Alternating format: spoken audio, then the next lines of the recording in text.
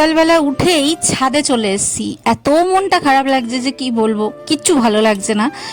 মানে একটা নয় দুটো নয়, তিনটে ইঞ্জেকশন দেওয়া হবে আজকে। সত্যি বলছি, মনটা প্রচণ্ড খারাপ লাগছে যে ওইটুকুনি বাচ্চাকে অতগুলো ইঞ্জেকশন দেবে, সে তো অনেক কাঁদবে। শুধু ও নয়, তার সাথে আরও যতগুলো বাচ্চা থাকবে তারাও তো কাঁদবে। আমার ভেবেই না যেন আমার দিনটাই যেন আজকে কেমন লাগছে, একদম ভালো লাগছে না। সকালটা যেন কেমনভাবেই শুরু হলো। তো যাই হোক, কেমন আছো বন্ধুরা? আশা করছি সবাই ভালো আছো, সুস্থ আছো। তোমাদের ভালোবাসায় আমিও ঠিক আছি। আমার বাচ্চা এখন মোটামুটি ঠিক আছে, ব্যথাটা অনেকটাই কমেছে। তো অবশ্যই তোমাদের ভালোবাসা একান্ত কাম্য। যদি চ্যানেলে নতুন হয়ে থাকো, অনেক স্বাগত জানাচ্ছি। আর একটা লাইক করতে কিন্তু ভুলো না, চ্যানেলটিকে সাবস্ক্রাইবও করে নিও দিদির সাথে থাকার জন্য। আর আমাদের কুটুর সোনাকে, আমার পাপাকে ছোট থেকে বড় হতে দেখার জন্য অবশ্যই আমার সাথে থেকো। আর আমার ছেলেকেও অনেক আশীর্বাদ করো। তো সকালবেলাটা তো এভাবেই শুরু হচ্ছে। আর এই যে আমার ছোট ছোট ছানা, মানে খুব শখ করে কটা গাছ এনেছিলাম জানো তো। গাছগুলো এনেছিলাম যে ঠাকুরের পায়ে একটাও ফুল দিতে পারি না, তো যাতে একটা জবা ফুল অন্তত দিতে পারি, সেই জন্যই গাছগুলো এনেছিলাম। তো গাছগুলো তো এখনও সেরকমভাবে বাড়েনি, আর অনেক দিনই হয়ে গেছে। তো শাশুড়ি মা এখানেই রেখেছে, আর এগুলোকে যত্ন করে, জলও দেয় মোটামুটি। তো কেন আমি গাছগুলো এনেছিলাম সে কথা একদিন তোমাদের সাথে আলাদাভাবে শেয়ার করব। হ্যাঁ, অনেক কষ্টের কথা আছে, চাপা কষ্টই বলো, অসম্মানই বলো, অনেক কিছু আছে যেগুলো আমি তোমাদের পরে একদিন বলবো। তো যাই হোক, এখানের গাছগুলো কিন্তু এখন একটু সতেজ হয়েছে, কারণ এটাতে মাটি দেওয়া হয়, সার মাটি কিনতে পাওয়া যায়, সেগুলো দেওয়া হয় সেই জন্য। আর এখানে দেখো, গতবার একটা ছোট্ট নয়নতারা গাছ হয়েছিল, সেটাও এখন বড় হয়ে গেছে, মানে বড় হয়ে সে মারা গেছে। এবার তার ছানাপোনারা আবার মাটি থেকে বেরিয়েছে। তো সেটাতেও সুন্দর সুন্দর ফুল হচ্ছে, ছোট ছোট ফুল হচ্ছে। আর এই ফুলটাও কিন্তু দেখতে কিন্তু বেশ লাগে, তাই না বলো? তো যাই হোক, চলো এবার নিচে তো যেতে হবে নাকি। আমার ছানাটাকে তুলতে হবে, তাকে দুধ খাওয়াতে হবে, ভিটামিন ডি ওষুধটা খাওয়াতে হবে। তারপর তাকে সকাল সকাল একটু স্নান করিয়ে রেডি করিয়ে 11টার দিকে বেরোতে হবে আমাদের। তো সেই জন্য তোমাদের দাদাকেও টেনে তুলতে হবে। রাত ভোর ঘুমোতে পারিনি, ছেলের কষ্ট হচ্ছিল। তখন তো পটির সমস্যা ছিল, ওই যে একটা কথা আছে না, গোদের ওপর বিস্ফোরা, তো আমার হচ্ছে সেই হাল। তো কি আর করব বলো, কিছু তো করার নেই না। তো চলো এখন যাওয়া যাক নিচে। নিচে গিয়ে তারপরে দেখা যাক, ছেলেকে টেনে তুলি, বাবাকে টেনে তুলি, মানে ছেলের বাবাকে টেনে তুলি, তারপরে আবার তোমাদের সাথে কথা হবে। ছেলেকে না ধরলে আমি তো বিছানাটা তুলতেই পারি না। তো তোমাদের দাদাকে বললাম, ছেলেকে ধরো, ধরে নিয়ে বসো, আমি বিছানাটা তুলে নিই। কারণ বিছানাটা ঝাড়বো, বিছানার উপর থেকে সব কিছু নামাবো, তো একটু তো টাইম লাগবে। তো সেটা করে নিয়েছি, করে নিয়ে তারপরে ঘরটা ঝাড় দিয়ে নিচ্ছি। ভাবছি ঘরটা ঝাড় দিয়ে নিই। আর এখন তো কাজের কোনো সিস্টেম নেই, আর কাজের কোনো আগামাথাও নেই, আবার টাইমেও কিছু করতে পারি না। তো তোমাদের দাদা ডিউটি যাবে, তো সেই জন্য ভাবলাম যে ঘর মুছতে তো এখন সব সময় পারি না, তো ঘরটা তো ঝাড় দিতে হবে, তাই না? বাসি ঘরে ডিউটি যাবে, একটা কেমন লাগে না? তো সেই জন্য চলো ঘরটা ঝাড় দিয়ে দিচ্ছি। আর তোমাদের দাদাকে হাতে ধরিয়ে দিয়েছি হচ্ছে ক্যামেরাটা, মানে ফোনটা ধরিয়ে দিয়েছি। আমি বললাম ভিডিও করো, কারণ সব সময় না স্ট্যান্ডে গুজে গুজে ভিডিও করা সম্ভব হয়ে ওঠে না আমার পক্ষে এখন এই মুহূর্তে। তো সেই জন্য তোমাদের দাদাকে মাঝে মাঝে বলি যে একটুখানি ক্যামেরাটা ধরে দাও। এবার সে তো সেরকমভাবে পারে না, তো সেটাই হয়ে গেছে সমস্যা। তো চলো ঘরটা ঝাড় দিয়ে নিয়েছি, বাসি বিছানাও পরিষ্কার করে নিয়েছি। এবার তোমাদের দাদাকে দেবো চা করে। এবার সে তো খায় লিকার চা, আর এখন তার দুধ চা, ঘরের দুধ চা ভালোই লাগে না। দুধ চা করে দিলে বলে কেমন একটা টেস্ট লাগছে, কেমন দুধটা খারাপ নাকি, চাটা কেমন, এরকম নানান রকম বাহানা করতে থাকে। তা আমি বলি তোমাকে দুধ চা খেতে হবে না, তুমি লিকার চাই খাও বাবা। তো চলো, তোমাদের দাদার চা হয়ে গেছে, তোমাদের দাদাকে চাটা দিয়ে দিই। আর আগে না আমার চা খাওয়ার একদম নেশা ছিল না, কিন্তু ইদানিং ইদানিং না, মানে প্রেগনেন্সির আগে থেকেই বলতে পারো, চা খাওয়ার একটুখানি শখ বা ইচ্ছে বা নেশা যাই হোক হয়েছে। তো আমাদের পাপাটা এখানে শিশিয়ে খেলছে, আর আমি দেখো আমার নিজের জন্য একটুখানি দুধ চা করে নিচ্ছি। লিকার চাটা করে তোমাদের দাদাকে প্রথমে দিয়ে দিয়েছি, তারপরে হচ্ছে সেই একটুখানি যে ছিল লিকার, সেটার মধ্যে একটুখানি দুধ গুলে দিয়ে দিয়েছি, আর একটু চা পাতা দিয়ে দিয়েছি। তো হয়ে গেল আমার দুধ চা। তো এখন হচ্ছে চাটা খাবো। এই দেখো আমার চা রেডি হয়ে গেছে। আর বিস্কিট হচ্ছে, এর আগে তোমাদের দাদা এনে দিত হচ্ছে এ বিস্কিট, কি বলে, সুগার ফ্রি যে বিস্কিটগুলো হয় সেই বিস্কিটটাই এনে দিত। তো তোমাদের দাদা বলে যে এই বিস্কিটটা ভালো, এই বিস্কিটটাই খাও।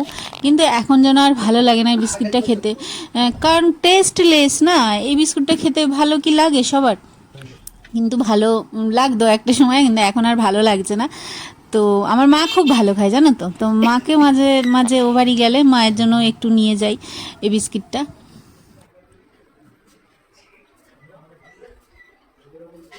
সকাল থেকে একবারও আমি তোমাদের সামনে এসে কথা বলিনি, কারণ আজকে না আমার ভালো লাগছে না। ওকে ইঞ্জেকশন দেবে তো তো কাঁদবে খুব, সেই জন্য আমার মনটাই যেন কেমন একটা হচ্ছে, ভালো লাগছে না কিচ্ছু।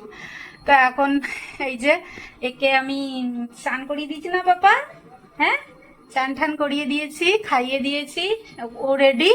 এবার আমি রেডি হব, তোমাদের দাদা বাথরুমে গেছে, এসে রেডি হবে, তারপরে আজকে যাব। আজকে হচ্ছে ওই 1.5 থেকে 2 মাসের মধ্যে যে ভ্যাকসিনটা হয়, 3টে ভ্যাকসিন দেবে বোধহয় আজকে, তো সেই ভ্যাকসিনেরই দিন আজকে। তো চলো যাই, দেখি কতটা কাঁদে আমাদের বাবা। কাঁদবি বাবা?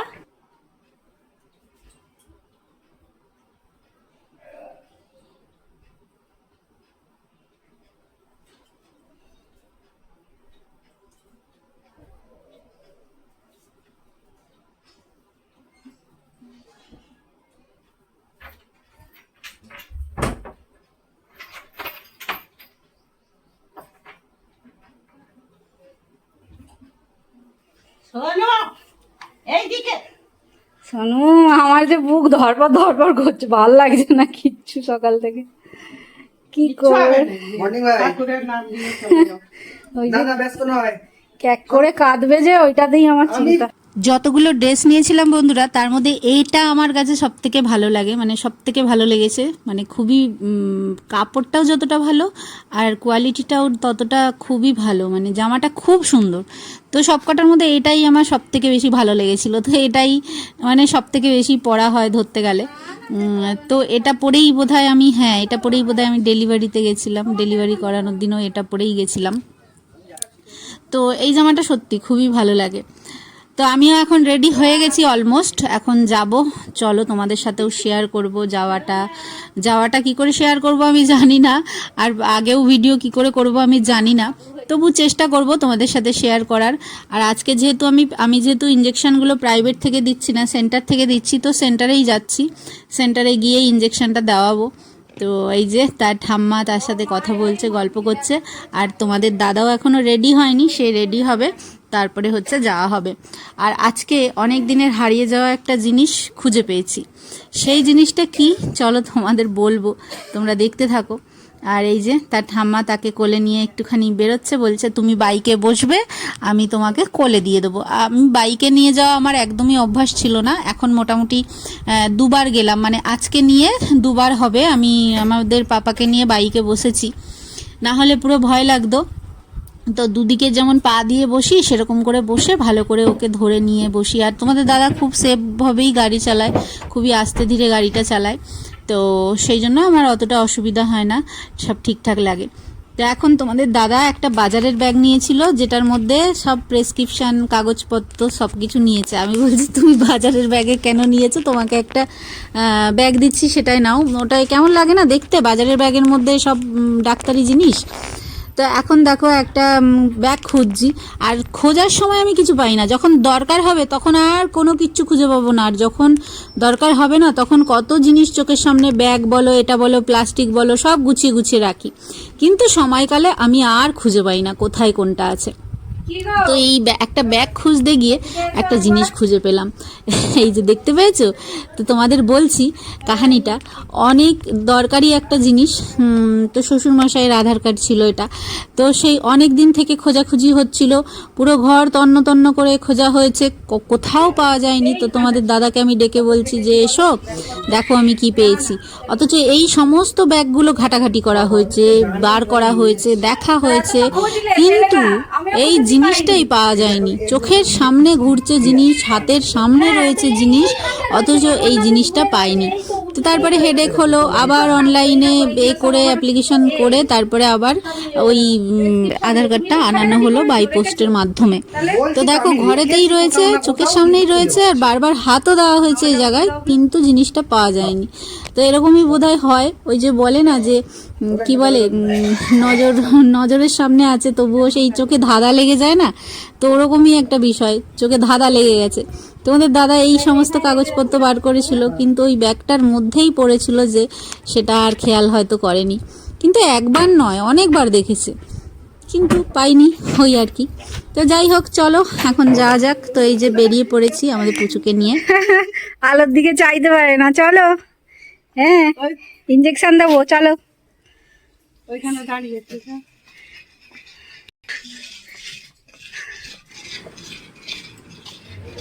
ফাইনালি তো এসে গেলাম সেন্টারে, আর বসে আছি। আর এখানে অনেক বাচ্চাদের মায়েরা আছে, ছোট ছোট বাচ্চা নিয়ে এসছে। তো আমার তো সেই জন্য হাত পা থরথর করে কাঁপছে, সে একটা কেমন হচ্ছে। লোকে হয়তো শুনলে বা দেখলে ভাববে যে বাবা বাচ্চাকে ইঞ্জেকশন দেওয়াতে নিয়ে গেছে, যেন কি এমন হয়েছে করছে। কিন্তু না গো, সত্যি বলছি, আমার জন্য কেমন একটা হচ্ছে, মনে হচ্ছে কি যেন সেই কষ্টটা আমার হোক, ইঞ্জেকশনটা আমাকে দিক, ব্যথাটা আমার হোক, যা হোক সেটা আমার হোক, আমার বাচ্চার যাতে কিছু না হয়। হয়তো মায়েদের মন এরকমই হয়, সব মায়েরাই হয়তো এরকমই ভাবে। তো দেখো সেন্টারে সবাই এসছে বাচ্চাকে নিয়ে ইঞ্জেকশন দিতে, তাছাড়াও আরও অন্যান্য যে পেশেন্ট থাকে না, সুগার, ডায়াবেটিস, হ্যান ত্যান, তো সেই সমস্ত পেশেন্টও এসছিল। তো তারপরে তো বাড়িতে চলে এসেছিলাম। বাড়িতে আসার পরে তোমাদের দাদা দেখো এখানে পুরো খাট জুড়ে নানান রকম কাগজ, মানে নানান রকম কাগজ নয়, মানে যত ডাক্তারি কাগজ, আমার যে ডেলিভারি হওয়া পর্যন্ত যে সমস্ত টেস্টের কাগজ বলো, ডিসচার্জ সার্টিফিকেট, মানে যাবতীয় মানে হসপিটালের যত কাগজ সব নিয়ে বসে পড়েছে। আর আমি এখানে দেখো ভাত করে নিয়েছি, আর এখানে মা লাউ শাক করেছিল, লাউ শাক চচ্চড়ি দিয়েছে, এই যে দেখতে পাচ্ছ। আর এখানে হচ্ছে ভেটকি মাছের সেই কাটা হয় না, কাটা রেখেছিল, আজকে বাড়ির সামনে দিয়ে গেছিলো, তো ভেটকি মাছের কাটাটা ঝাল করেছিল। আর এখানে চিংড়ি মাছ, বড়ি, বেগুন, কুমড়ো সব দিয়ে একটা অম্বল করেছিল, তো এটাই রেখেছে মা। তো আমি তো যেহেতু রান্না করতে পারিনি এসে, আর তো এটাই মা এখানটা রেখেছে, আর আমি দুটো ভাত করে নিলাম। তো এখন আপাতত হচ্ছে খাবো, বুক যেন কেমন কেমন করছে, শরীর ভালো লাগছে না। ছেলে তার ঠাকমার কাছে আছে, আর মা বলল যে তোমরা খেয়ে নাও, তারপরে বাচ্চাকে নাও, নাহলে তো খেতে পারবে না। আর ও তো পা নাড়াতে পারছে না, ওর যে কি কষ্ট হচ্ছে বন্ধুরা, মানে আমি কি বলবো, আমার ভালো লাগছে না কিচ্ছু। আর এখানে তোমাদের দাদাকে বললাম যে তুমি তাড়াতাড়ি সমস্ত কিছু গুছিয়ে রাখো, চলো আমরা তাড়াতাড়ি করে খেয়ে নিই। তো এখানে দেখো সব কাগজ রয়েছে, আর খাওয়া দাওয়া হয়ে গেছে। তারপরে এই যে বাবাকে কোলে নিয়ে বসে আছি, মানে বসে আছি, ও পা মোটে করতে পারছে না, আর পা নাড়াচ্ছে আর কাঁদছে। দেখো পাটা ফুলে গেছে হঠাৎ করে, মানে এসছি 1-2 ঘন্টার পরেই দেখছি পাটা এরকম ফুলে গেছে। আর যত ওকে বলছি পাটা নাড়াতে নেই বাবা, ও তো ছোট বাচ্চা, ও বুঝতে পারছে না, ও পাটা সেই এদিক ওদিক করছে, আর ওর ব্যথা লাগছে। সন্ধ্যেবেলায় খুব ইচ্ছে করছিল আজকে চাউমিন খেতে, কারণ অনেকদিন খাই না, তো চাউমিন খেতে ইচ্ছে করছিল। আর এখন করার মতনও আমার কোনো ইয়ে নেই, তো সেই জন্য তোমাদের দাদা এখন চাউমিন নিয়ে এসছে। আর ছেলে আছে হচ্ছে ঠাকমার কাছে, আমার কাছে থাকলেই কাঁদছে, ওর বোধহয় পায়েতে লাগছে, আমার কোলে ঠিক কমফোর্টেবল নয়, সেই জন্য লাগছে বলে খুব কাঁদছে। আর ওর পাপা হচ্ছে সেখানটা জেল লাগিয়ে দিয়েছে, তো আরাম পাচ্ছিল, কিন্তু এখন আবার কাঁদছে, ওইটার অ্যাকশন চলে গেছে মনে হয়, কাঁদছে। একটার মধ্যে নেবো না দুটো জায়গায় নেবো? হ্যাঁ, একটার মধ্যে নেই। আর এখানে গ্রিন চিল্লি, রেড চিল্লি দিয়েছে, মানে সস।